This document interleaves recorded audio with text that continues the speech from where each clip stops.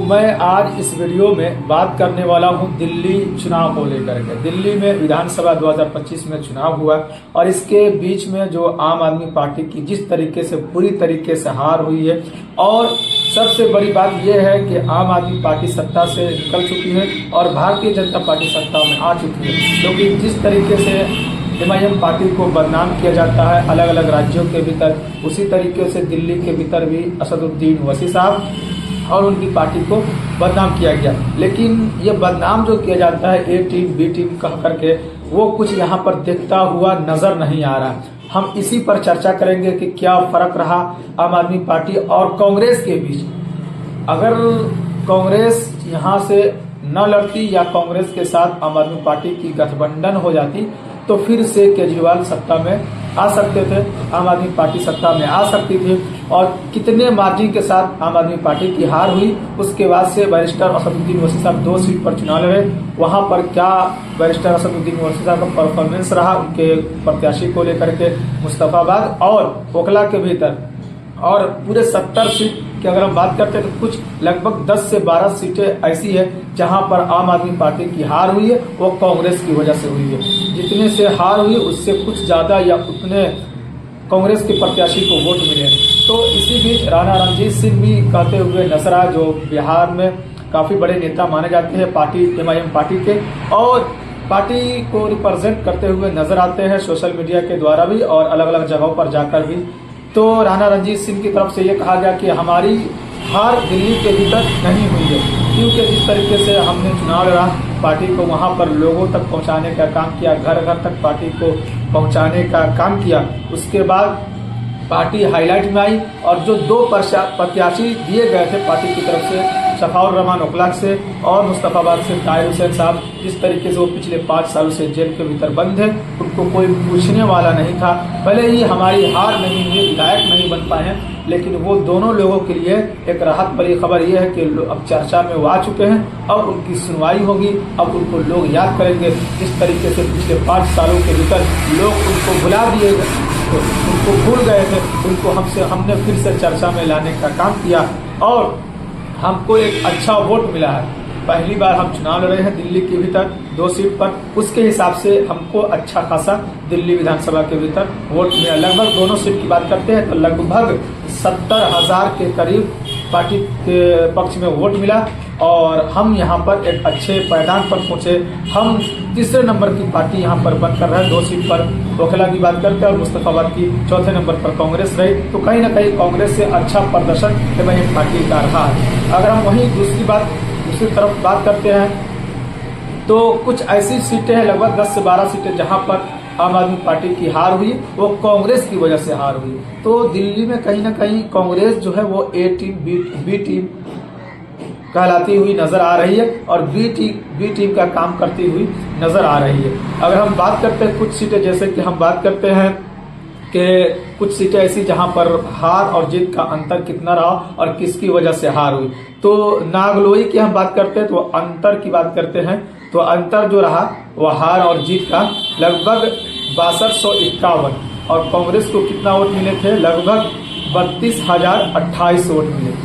तो आप अंतर समझ सकते हैं। नागलोई में अगर कांग्रेस यहाँ से चुनाव न लड़ती या गठबंधन होता तो किसी न किसी एक का यहाँ से जीत आसानी के साथ हो जाती। नागलोई से अंतर हार का जो रहा वो भारतीय जनता पार्टी की जीत हुई और आम आदमी पार्टी की यहाँ से हार हुई। तो 6251 वोटों से भारतीय जनता पार्टी की जीत हुई है और आम आदमी पार्टी की हार हुई है। जो अंतर जो रहा वो 6251 वोटों का, 32,028 वोट जो कांग्रेस के प्रत्याशी को मिला।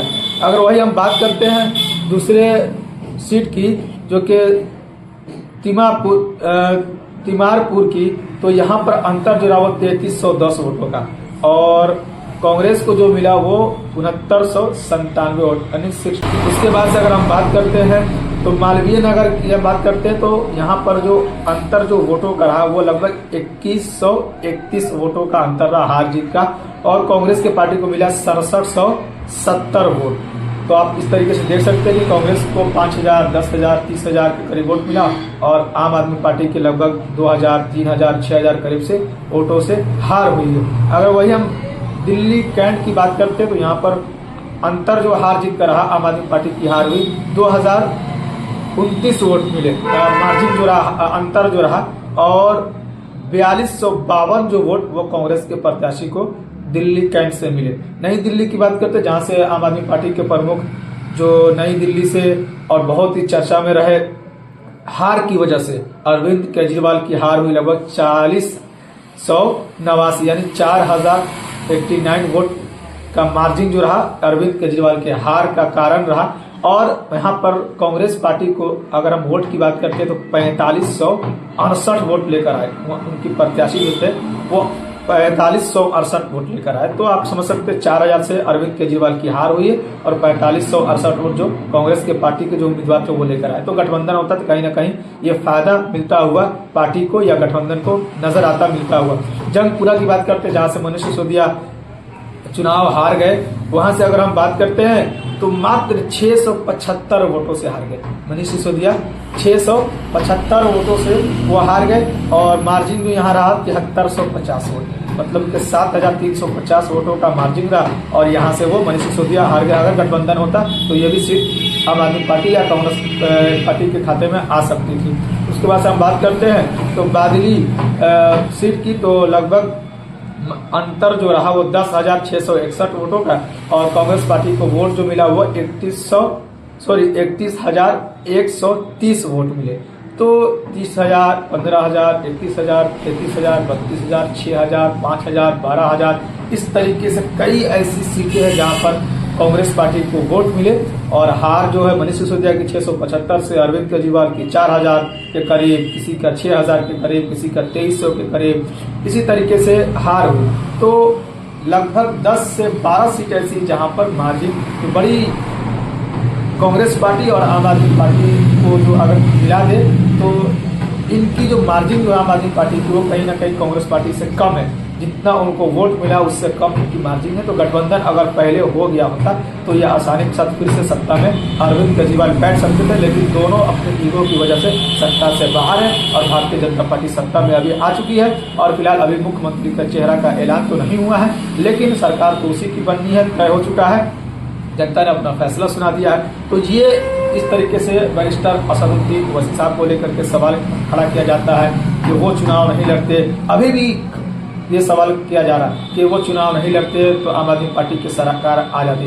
मात्र 2 सीट पर चुनाव लड़े, अरे भाई आप 68 सीट जीत जाते, 68 सीट जीत जाते तो फिर भी आप फुल मेजोरिटी के साथ सरकार बना लेते, लेकिन बहाना तो हर हाल में चाहिए, किसी न किसी को 2 सीट लड़े या 1 सीट लड़े या 5 सीट लड़े। यहाँ कांग्रेस को कोई बोलने वाला नहीं है, कांग्रेस की वजह से आम आदमी पार्टी की हार हुई है। कांग्रेस अगर ना लड़ती या कांग्रेस गठबंधन कर लेती तो आम आदमी पार्टी की सरकार फिर से आ सकती थी। तो ये दिल्ली के भीतर कितनी ऐसी सीटें हैं जहां पर हार और जीत का फासला कितना का रहा, किन की वजह से हार हुई, किन की वजह से अरविंद केजरीवाल सरकार से बाहर चले गए, वो मैंने आप तक रखने का काम किया अपने वीडियो के माध्यम से। फिर कोई और अपडेट लेकर मैं आप तक किसी और वीडियो तक पहुंचाने का जरूर कोशिश करूंगा।